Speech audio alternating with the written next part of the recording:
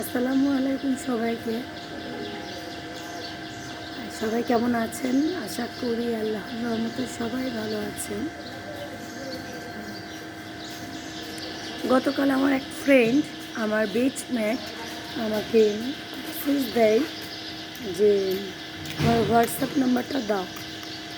Okay fine, আমি আসলে ওর কিছুদিন যাবত ওর খোঁজ করছিলাম, কারণ ও থাকে প্রবাসী, দুবাইতে থাকে। তো দুবাইতে আমার দুটো ফ্রেন্ড থাকে।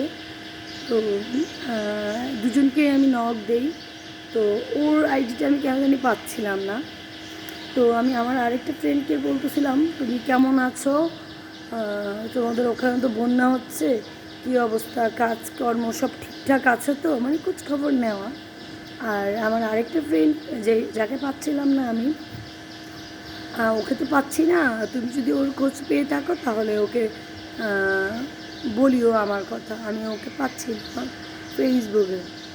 তো যথারীতি সেটা প্রায় 5-6 দিন আগের কথা। তো গতকাল নক দিয়ে আমাকে বলে, আমি জীবন, তোমার ফোন নাম্বারটা দাও, আমি হোয়াটসঅ্যাপে নক দিচ্ছি। ওকে ফাইন, আমি দিলাম। দেওয়ার পরে কথা হলো যে সব মিলিয়ে ওকে ওকে ও ভালো আছে শুনে আমিও খুশি হলাম, যে জাস্ট খোঁজ খবর নেওয়ার জন্যই আমি চাচ্ছিলাম। তো আমি বললাম, কী হলো তোমার ফেসবুকে? তো ও আমাকে লজ্জায় লজ্জায় বলছিল যে আমি না, যখন কলেজ থাকাকালীন ও আমাকে পছন্দ করে। আমাদের আমি ব্যাচমেট হয়েই কথা বলা হয়। আমরা যে খুব ক্লোজ একসাথে ছিলাম তা না, আমাদের কলেজে দূরত্বই ছিল, জাস্ট চোখের দেখা যেও আমাদের ক্লাসের এরকম। তো যাদের সাথে চোখের ব্যাচমেট অনেকেই ছিল ক্লাসমেট, কলেজে যারাই পড়তো সবাই এখন ফ্রেন্ড মোটামুটি। ফোনে নক দিলে বা ফ্রেন্ডশিপ আছে ফেসবুকে, বা হাই হ্যালো আমাকে কোনো কিছু জিজ্ঞাসা করলো, বা আমি ওদের খোঁজখবর নেওয়া, এটা হয়। তো বলছিল যে আমার ওয়াইফ সেটা জানার পরে আমার ওয়াইফ তোমাকে ব্লক করে দিচ্ছে। তো এই বিষয়টা শুনে আমার একটু হাসি পেল, যে আমি বললাম, তুমি কি গল্প করতে গেছো যে তুমি আমাকে পছন্দ করতা? আসলে আমাদের ওই সময়কালীন আমরা এমন ছিলাম, আমাদের সব কিছুই ভালো লাগতো, আমাদের ব্যাচমেট, আমাদের ক্লাসমেটদেরকেও আমাদের ভালো লাগতো। আবার ক্লাসমেটরাই আমাদের ফ্রেন্ড ছিল, তুই তাই একটা মানে হাসির মানে ছেলে হলো, ছেলে বন্ধু ছিল। যেমন আমার নিজেরই একটা সার্কেল ছিল, আলাদা সার্কেল ছিল। তো ওই আলাদা সার্কেলের মধ্যেও একজন দুজন ছিল যারা আমাকে লাইক করতো। তো যাদের সাথে আসলে ওই লাইক বিষয়টা কাজ করতো না, ওই ফ্রেন্ডগুলোর সাথে খুব একটা দীর্ঘদিন চলা যায় না, ওগুলোর সাথে স্টপ হয়ে যায়, খুব একটা বন্ধুত্বটা কেমন একটা আগায় না। কারণ আসলে সেও জানে আমিও জানি ব্যাপারটা আসলে বেশি দূর যায় না।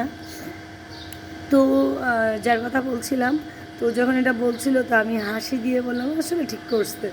কারণ এটা আসলে কোনো নারীই সহ্য করতে পারে না যে তার হাজব্যান্ডের কোনো ভালো লাগার মানুষের সাথে সে মাঝে সাঝে কথা বলবে, হোক সেটা বন্ধু, হোক সেটা ব্যাচমেট, হোক তার বাচ্চা কাচ্চা, মানে একটা খুঁতখুঁতানি থেকেই যায়। ইভেন এই বিষয়টা আমিও নিজেও করেছি। আমার হাজব্যান্ডের কিছু ফ্রেন্ড ছিল যাদের সাথে সে নিয়মিত কথা বলতো আমার বিয়ের পর পর। তো একদিন, 2 দিন, 3 দিন আমারও আর ভাল লাগছিল না। বিষয়টা আমার কেন জানি ইগোতে লাগছিল যে জামাইটা আমার, কিন্তু একটুখানি কথা বলে ভালো লাগা থাকবে আরেকজনের প্রতি, সেটা হতেই পারে না। তো আমিও ব্লক করে দিয়েছিলাম, আমিও খুব খ্যাপা হয়ে গেছিলাম। এটা সব ওয়াইফের দ্বারাই করতে বাধ্য, এবং এটা না করলে অসুবিধা, এটা না করলে মনের মধ্যে কষ্ট থাকবে, ওই কষ্টটা নিয়ে জামাই সেটা কন্টিনিউ করবে, সেটা ব্যাড। তো এটাও শোনার পরে আমি বললাম, ঠিক করেছে, ব্লক করেছে, ঠিক করেছে। তো তুমি আবার হোয়াটসঅ্যাপে আমার নাম্বার চাচ্ছ কেন? তো যে তুমি রাগ করিও না, ও আসলে বয়স অল্প তো বুঝতে পারে না যে আমাদের আসলে তো, যে আমি একপক্ষীয়ভাবে পছন্দ করতাম, যে এরকম তো আসলে থাকেই বিষয়গুলো, এরকম ভালো লাগা থাকেই। তো এখন তো আমরা ফ্রেন্ডই। আবার ও আবার ইন্টারে আমাদেরকে অনেক হেল্প করেছিল, আমার কাজিন, আমি আর আমার কাজিন। তো আমার কাজিনকে ও অনেক হেল্প করেছিল, আবার কাজিন থেকে আমি হেল্প পেয়েছিলাম, মানে ও ছিল মেইন উৎস। তো একটা বিপদে, যেমন আমার ইন্টারের রেজাল্টটা ওই আগে রেখেছিল, কারণ ও একটা নিজ থেকেই একটা মানে উপকার করতে চাইতো, অথচ ওর সাথে একদমই কথা হতো না, কখনোই কথা হতো না। ওর সাথে এরকম অনেক ছেলেই ছিল যাদের সাথে একদমই কথা হতো না, মানে নিজেদের গণ্ডির বাইরে আমরা যেতাম না। নিজেদের একটা ছোট সার্কেল ছিল, বাট ওই সার্কেলটারে কারোর সাথেই কমিউনিকেট নেই, একদমই নেই। কোনো একটা কারণে ওই সার্কেলটা ছিন্ন বিচ্ছিন্ন হয়ে গেছে। জাস্ট আমার ফ্রেন্ড বলতে দুটো ফ্রেন্ড আছে, আর আমার কাজিন আছে। কাজিন তো থাকবেই, ও আমার রিলেটিভস, রক্তের একটা সম্পর্ক আছে, এবং আত্মারও একটা সম্পর্ক আছে আমার কাজিনের সাথে আমার। তো সব মিলিয়ে আসলে এরকম অনেক পরিস্থিতি আসে। আমাদের ওই মুহূর্তগুলো আসলে আমাদের কন্টিনিউ করা উচিত না, যেগুলোতে কোনো প্রকার কোনো আবেগ জড়িত থাকবে।